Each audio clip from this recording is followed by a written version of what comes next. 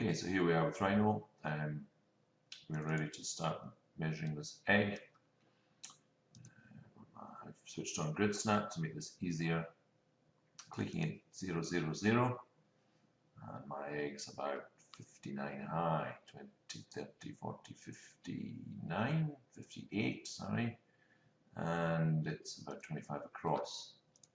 So when you're setting up this initially, any design, it's a good idea in Rhino to just check that it's all measured properly. So use this measuring tool, measure it all, and put in your little box here that's going to help you draw the egg the right size.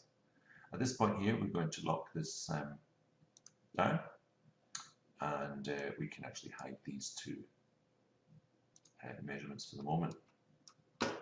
We're then going to use the control point curve, and we're going to go 1, 2, 3 to give us some control over tangency. We're going to put a couple of clicks down here, which we can come back and fix later. And then we're going to go 1, 2, 3, and that's us ready now to switch on the control points over here, and adjust this curve to make it look a little bit more like an egg. Now, you can do this from measurements, of course. You should have measured where the widest point of the egg was. And this point here might be unnecessary, so I'm going to delete it and see if I can control this curve just with a very small number of points.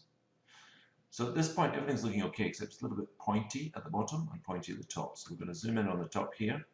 I'm going to adjust this smoothly. So you can see here the line is a little bit sharp at the top here. So I'm going to switch off grid snap. Make sure gumball is switched on so that when I pick this particular CV, I can adjust it smoothly. So we're able to make adjustments here, because what we wanted to do is follow the shape of the egg that we have boiled and measured properly. And the same down the bottom here. This we have too sharp, and so we're going to flatten this out a little bit and see how we get on. I think we have to adjust this one. So when you're doing a curve like this, you can either measure it very accurately, or you can have a two-dimensional image which you can import into the background, as long as it is a 2D image. And we might be ready now to do a revolve and create a surface.